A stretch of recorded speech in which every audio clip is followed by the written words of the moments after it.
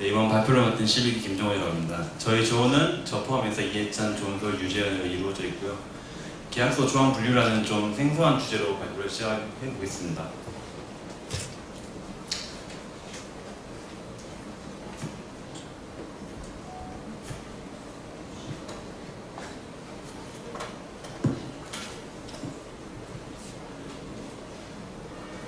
네, 목차는 다음과 같고요. 먼저 프로젝트 소개에서 문제 정의와 프로젝트 개요를 설명을 드리고, 메소로지 방법론에서 데이터 출처 및 수집 방식, 그리고 데이터 전처리 및 라벨링, 그리고 사용한 모델, 결과물에서 모델 적용, 결과 해석, 그리고 한계점까지 순차적으로 진행을 해보겠습니다. 먼저 문제 정의입니다. 저희는 문제를 두 가지로 정의를 해보았는데, 첫 번째로 일반인의 입장하고 회사의 입장에 생각을 해보았습니다. 저희가 조원들끼리 그 계약서 데이터를 모두 하나씩 읽어보았는데, 계약서 데이터라는 게 조항별로 분류가 된 데이터도 있고, 아니면 이제 편지 형식으로 분류된 데이터가 있어요. 그래서 편지 형식으로 분류된 데이터를 보게 되면 좀 계약서가 좀 길어지게 되면은 이제 내가 뭐 고용 계약서 같은 경우에 내가 원하는 정보를 쉽게 찾을 수가 없더라고요. 그래서 연봉이 얼마인데, 그래서 계약 기간 얼마인데, 그래서 뭐 지켜야 되는 기밀 사항 같은 건 무엇인데 라는 것을 찾기가 쉽지가 않더라고요. 네, 두 번째, 그리고 회사의 입장에서는 회사는 이제 많은 거래가 이루어지다 보니까 계약서도 수많은 계약서들이 쌓이게 될 거예요. 그렇게 되면은 내가 어떤 계약서를 보고 싶고 어떤 계약서에는 어떤 항목들이 들어있는지 쉽게 찾기가 힘들 거기 때문에 좀 수많은 계약서들을 요약을 해서 좀 보여주면 어떨까, 그런 문제점을 찾게 돼서 프로젝트를 진행하게 됐고요. 이 문제 해결 방안으로 가독성이 떨어지는 편지 형식으로 된 계약서 같은 경우 가독성을 좀 올려주기 위해서 좀 이제 분집화를 시켜준다든가, 이제 회사의 입장에서 많은 계약서를 이제 요약해서 보여주면 어떨까, 이런 생각을 하게 되다가, 그러면 이제 계약서별로 중요한 키워드를 뽑아서 많은 계약서에 있는 것들을 자동으로 분류를 해보라는 시스템을 만들게 되었습니다. 그래서 저희 프로젝트 목적은 항목별로 분류된 계약서를 참고해서 조항별로 분류를 해서 좀 요약을 해보자는 게 저희 프로젝트의 목적입니다. 지금 잘 와닿지 않으실 수 있는데 보시다 보면 이렇게 한 거구나 이해를 가실 겁니다. 처음엔 이제 데이터 출처인데요. 원클이라는 사이트가 있어요. 여기 이제 미국 증권거래위원회에서 올라온 비즈니스 계약서를 모아놓은 사이트인데, 여기 저희가 다 세보진 않았는데 20만 개의 계약서가 존재를 하더라고요. 거기서 이제 비즈니스 컨셉트에서 뭐 26개 카테고리가 있는데, 뭐 카테고리에는 뭐 인플루이먼트 고용 계약서도 있고, 프랜차이즈, 뭐 아니면 보험 계약서, 그리고 이제 뭐 컨설팅 계약서, 여러 가지 계약서가 많은데 저희는 이제 고용 계약서를 선택을 했어요. 인플루이먼트 계약서를 선택을 했는데, 그 이유는 저희가 계약서에 대한 것을 많이 첨부를 하기 위해서 데이터 많은 것을 좀 선택을 해야겠고, 저희가 그나마 계약서를 보면서 좀 이해를 할 수 있는 그런 계약서를 선택을 하기 위해서 고용 계약서 선택을 했고요. 사이트에 가보시게 되면은 인플루이먼트 고용 계약서가 이렇게 URL 형식으로 데이터가 쌓여 있어요. 이제 이 URL을 타고 들어가시게 되면은 다음과 같은 이제 계약서 본문들이 나오게 됩니다. 이제 고용 계약서 같은 경우에는 평지 형식으로 된 계약서하고 항목별로 분류된 계약서, 두 종류의 계약서가 있는데, 이제 다음 뒤로 넘어가서 하나씩 설명을 해보도록 하겠습니다. 그럼 편지 형식으로 된 계약서입니다. 편지 형식으로 된 계약서 지금 중량이 돼가지고 계약서가 좀 짧아서 잘 보이는데 이러실 수도 있는데, 실제로 계약서가 되게 길어요. 보시다 보면은 내 연봉이 얼만데, 그래서 계약 기간 어떻게 되는데, 그래서 지켜야 될 조항은 뭔데, 이런 게 한눈에 찾아보기 어렵더라고요. 그래서 저희가 두 번째 계약 샘플이죠. 두 번째 계약 샘플은 조항별로 이게 다 분류가 돼 있어요. 분류가 돼 있다 보니까 조항만 찾아가서 내가 원하는 조항만 찾아서 내용을 보게 되면 되니까 좀 더 편한 걸 저희가 느끼게 되었습니다. 그래서 이제 이 두 가지 데이터로 두 가지 형식의 데이터로 저희 프로젝트를 진행을 하였고요. 이제 데이터 수집입니다. 데이터 수집하고 이제 데이터 라벨링, 문장 분리에 대해서 전체적인 계열을 설명드리고 예시들을 보여드릴 건데, 데이터 수집은 뭐 파이썬 셀레늄이나 뷰티브스 라이브러리 이용해서 크롤링을 진행을 하였고요. 크롤링을 진행한 형태는 네 가지 컬럼으로 이루었어요. 컨트랙트에는 계약서 내용 본문이 전체가 다 들어가고, 컨트랙트 네임, 계약서의 제목, 서브젝트, 계약서의 주제, 인플로이먼트, 컨설팅 등인데 저희는 인플로이먼트만 이용했기 때문에 인플로이먼트만 들어가게 됩니다. URL에 따로 달아놓았는데, 제가 나중에 저희가 크롤링해서 데이터만 저장시켜 놓고 이거 실제 데이터는 어떻게 생겼지 궁금하게 될 경우 찾아가서 보기 위해서 URL을 달아놓았습니다.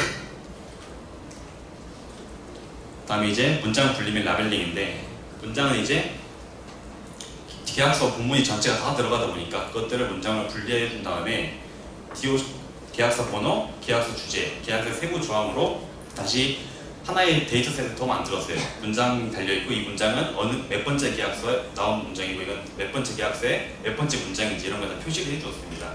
카테고리 같은 경우는 처음에는 저희가 컬럼을 다 비워놓았는데 저희가 이 카테고리는 제가 직접 수작업으로 다 채웠기 때문에 처음에는 다 비워져 있었고 이제 저희가 수작업으로 라벨링을 다 채워 넣었습니다. 다음에 이제 저희가 처음에 계약서 자체를 수집한 대수 양식이고 계약서 본문이 한 행에 다음과 같은 형식으로 다 들어갑니다. 이제 계약서 내용이 꽤 길어서 이렇게 들어가고 다음 계약서 제목 이게 실제로 이 계약서의 제목은 인플루먼 어그리먼트 스냅 로버트 머피인데 그다음에 이제 계약서 주제 인플루먼트 들어가겠죠. 그다음에 계약서 구분입니다. 이게 계약서 구분자를 넣어준 게 저희가 문장을 분리해줬기 때문에 이 문장이 어디에서 나온 계약서인지 알아야 되니까 계약서 구분자 다 넣어주었습니다. 그래서 아까도 말씀드렸듯이 주소 이런 식으로 첫 번째 데이터를 수집을 하였고요. 다음 문장 분리입니다. 이제 계약서를 보시게 되면은 이런 식으로 문장이 분리가 되지 않고 쭉 나열이 돼 있어요. 저희는 이제 문장을 분리해서 문장마다 라벨링 해줘야 하기 때문에 문장을 이렇게 이런 식으로 분류를 해주었고요.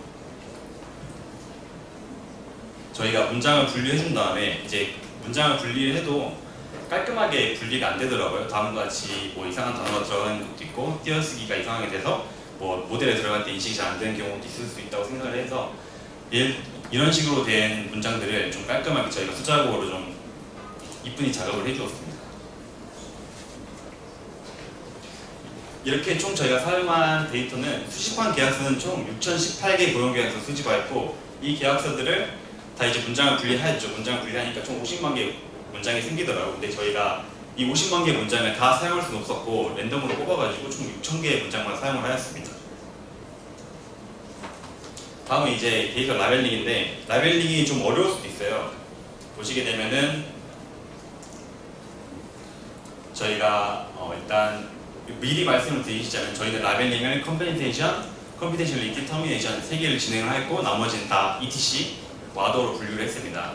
컴펜세이션은 다들 관심 있으시는 뭐 기본급, 보너스 이런 거에 관련된 조항이고 컴피텐셜리티, 회사 기밀 정보, 회사를 이 사람이 뭐 입사를 할 때, 퇴사를 할 때 지켜야 될 기밀 사항 같은 것들을 컴피텐셜리티를 하고 그다음 터미네이션, 뭐 계약 기간은 어떻게 되는지, 해지 시 불이익이 어떤 것인지 이러한 것들을 포함한 게 터미네이션입니다. 그 나머지 총 카테고리 8개인데 실제 저희가 데이터 6,000개에서 8개를 다 라벨링 작업을 하였어요. 실제로 작업을 하고 뭐 저희가 3개, 4개로 라벨을 뭐 결정한 이유 뒤에 나오겠지만 실제로 그 8개 라벨링 다 했고 저희가 일단 3개 컴피테이션리티, 터미네이션, 컴펜세이션 라벨링 할 때는 다음과 같은 키워드죠. 이 문장에 뭐 연봉에 관련된 문장, 뭐 셀러리 이런 문장이 들어가면은 컴펜세이션 분류하고 컴피테이션리티는 뭐 must not share with 이란 문장을 단어를 담고 있으면은 컴피테이션 분류를 하고 그다음에 터미네이션 뭐 기간, 텀 이런 단어들이 있는 문장들이 있어요. 그런 애들이 터미네이션 분류를 하고 앞서서 이제 8개에서 나머지 3개에 해당하지 않는 라벨들은 ETC로 분류를 하였습니다. 저희가 이제 왜 이렇게 4개로 했는지에 대한 설명을 드리자면은 일단 라벨이 많을수록 저희가 모델을 학습시키고 검증할 때 어큐러시가 상당히 많이 떨어지더라고요. 그리고 우리가 굳이 8개를 다 볼 필요가 있나? 8개 다 보지 않고 내가 필요한 라벨들만 모델을 라벨링을 해서 모델을 저 학습을 시켜서 보면 되지 않을까 그렇게 생각을 했기 때문에 저희는 총 4개로 작업을 진행을 했고요. 실제로 저희가 라벨을 계속 똑같은 조건에서 라벨만 바꿔가면서 학습을 시키고 어큐러시를 보고 진행한 결과 저희가 아까 말씀드렸듯이 터미네이션, 컴펜테이션리티, 컴펜테이션, ETC로 분류를 했을 때 학습 데이터의 성능이 가장 좋았습니다. 실제로. 그래서 저희는 4개만 사용을 했고 데이터 라벨링 작업은 다음과 같이 진행하였습니다. 뭐 첫 번째 문장을 보시면은 한글로 저희가 실제로 라벨링을 할 때 문장을 보고 저희가 영어로 뭐 해석이 잘 되는 문장이 있으면 실제로 영어만 보고 라벨링을 하고 뭐 해석이 안 되는 게 있으면은 뭐 팝하고 같은 걸 통해서 번역을 해서 한글로 봐서 이거는 이런 라벨이 되겠다라는 걸 라벨로 달아줬습니다. 첫 번째 문장을 보시면은 스냅 주식 하나는 뭐 블라블라 정규 면제 고용 조건을 기쁘게 생각한다. 이사치레죠. 저희는 이걸 ETC로 분류를 했고요. 두 번째 문장은 당신은 첫 번째 문장만 봐도 당신 25,000 달러의 연봉을 받게 될 것이며 네, 이렇게 나와서 컴펜세이션 분류를 하였고요. 뒤 뭐 세 번째, 네 번째 문장도 마찬가지입니다. 컴펜세이션 분류된 거, 터미네이션이라고 판단이 되는 거 이게 라벨을 다뤘습니다. 이게 라벨링을 해주는 게 저희가 팀원이 4명이 되면 나눠서 진행을 했어요. 그래서 객관성이 좀 떨어질 수 있다고 생각을 해서 4명이 라벨링을 한 다음에 이제 자기가 라벨링한 거를 공유를 하면서 이거 좀 객관성이 떨어지지 않나 확인하는 작업을 다 거쳤고요. 그렇게 총 저희 라벨링을 마쳤습니다. 그래서 라벨링이 대체 왜 하는데 지금까지 라벨링하고 라벨링 어떻게 했는지 왜 4개로 했는지 설명을 계속 드렸는데 라벨링을 한 목적이 있죠. 처음에 저희의 프로젝트가 다음과 같은 프로세스로 진행이 되는데 카테고리를 라벨링 한 다음에 이제 라벨링된 문장들이 있을 거 아니에요. 문장들을 랭귀지 모델을 통해서 학습을 시켜요. 학습된 문장들을 이제 다시 클래시피케이션 모델을 통해서 이 문장이 어느 라벨인지 분류해주는 분류 모델 작업을 거치죠. 이제 학습이 다 된 모델이 나오게 되면은 오토 클래시피케이션 자동으로 이제 이 모델을 문장들을 넣어가지고 예측을 하고 이 문장은 어떤 라벨이다 예측하는 작업을 하게 되죠. 그 다음에 이제 많은 계약서들을 이 작업을 진행을 하고 서머리하는 작업까지 진행을 하였습니다.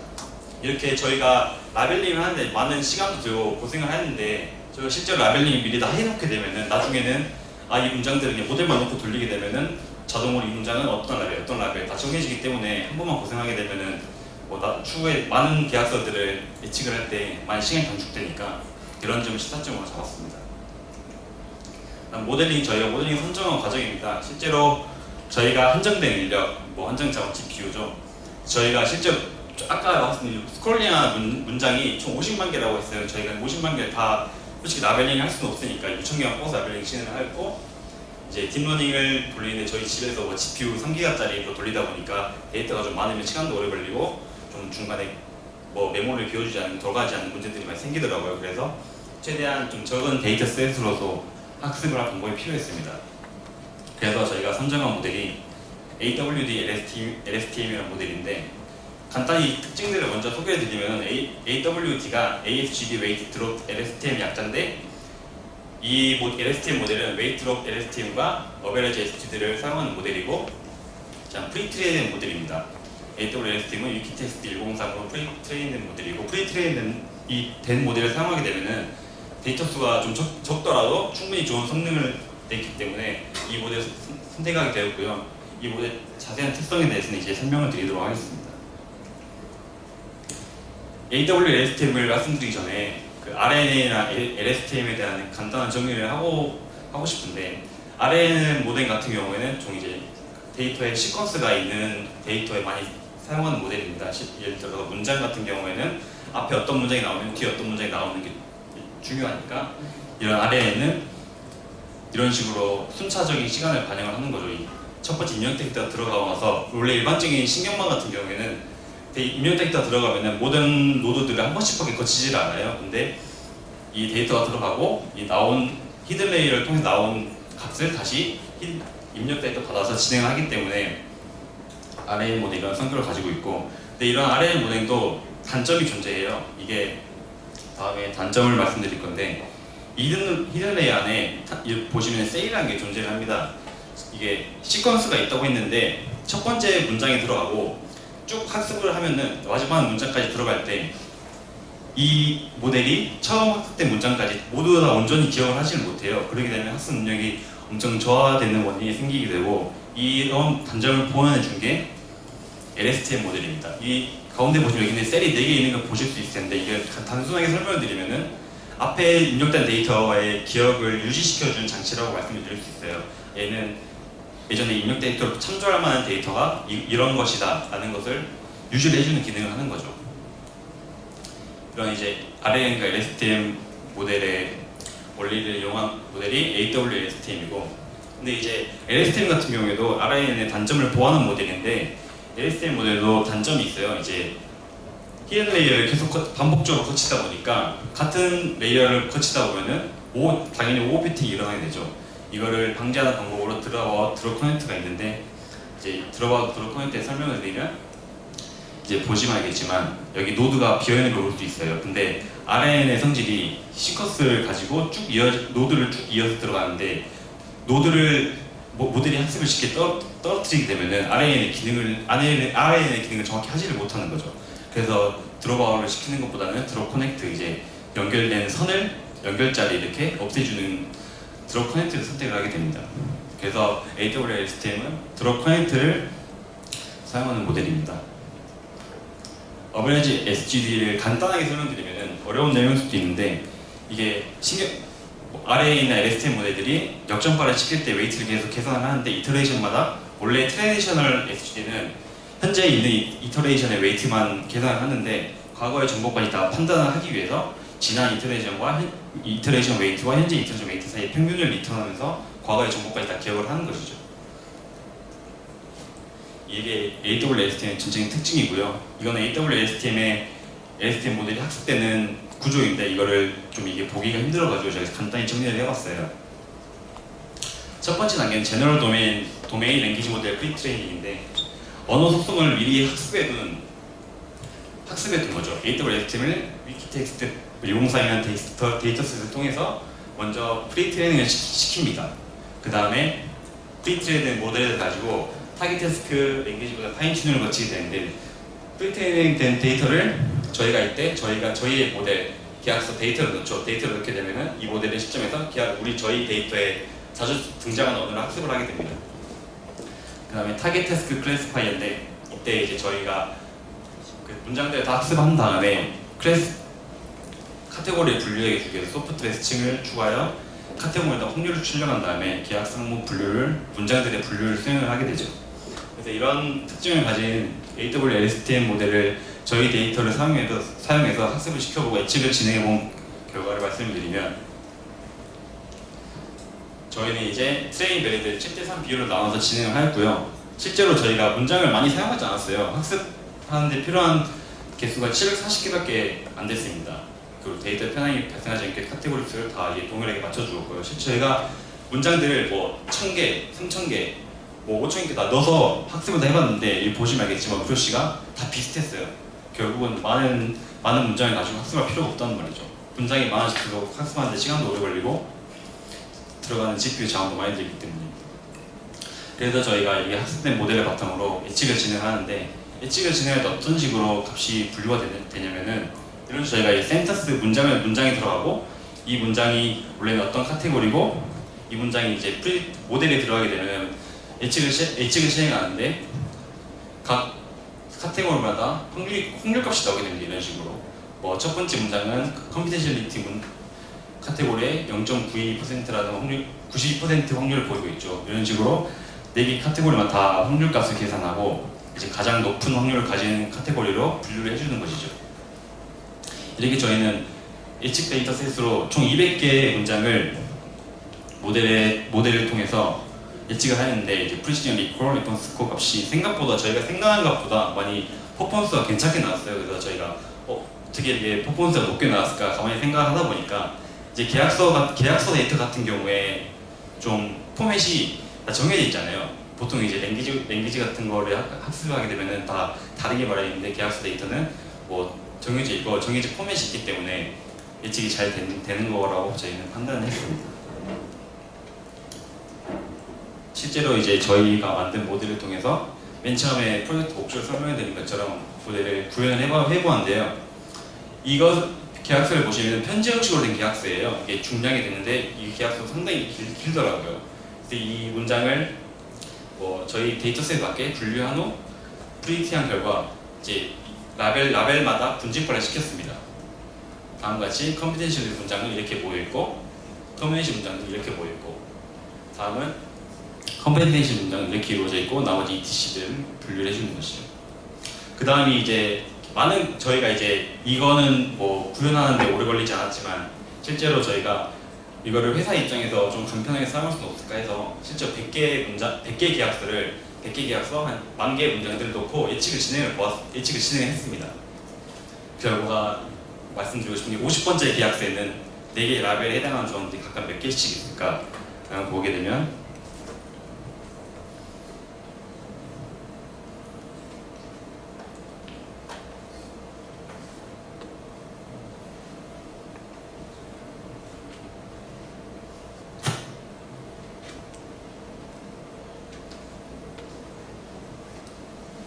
시간이 좀 걸리네요.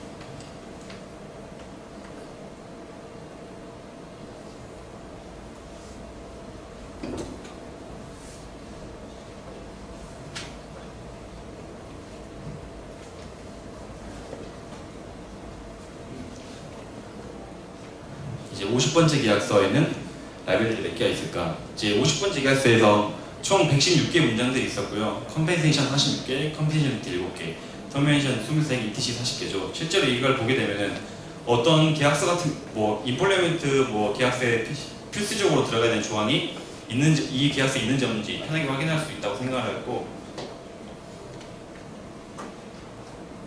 다음으로 그러면은 그럼 이 계약서에서 컴펜세이션 관련된 조항이 어떻게 이루어져 있을까?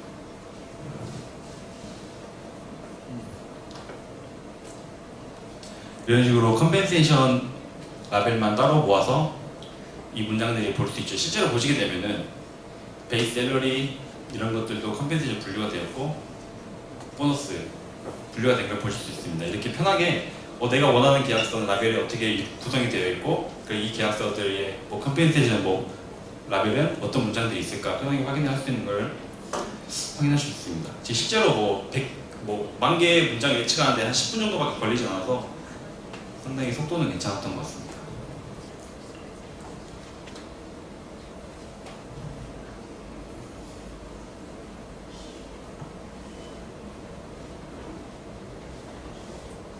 한계점인데 지금까지 발표를 계속 보시면 느끼셨겠지만 저희 계속 영어로 된 이제 계약서를 사용을 하였어요. 그래서 이제 한글로 된 계약서에 대한 적용을 하게 되면 어떻게 될까 생각을 해봤죠. 근데 한글로 된 계약서를 저희가 찾아보았는데 구하기도 쉽지 않았고, 실제로 한글로 된 계약서를 한글로 모델 학습을 시키는 게 아니고 법학을 통해서 영어로 바꾸던가 아니 영어로 된 거를 한글로 바꿔서 이용해보면 어떨까 생각을 했었는데 이게 번역이 잘못되었을 경우 성능 저하가 예상될 거라 생각을 했고, 일단은 1차적으로 한글로 된 계약서는 찾기가 어려웠어요. 그리고 이제 라벨링의 정교함을 말씀드릴 수 있는데, 라벨링 한 게 솔직히 저희 팀원들이 인플루먼트 계약서, 고용 계약서에 대한 도메인 지식이 없는 팀원들 있잖아요.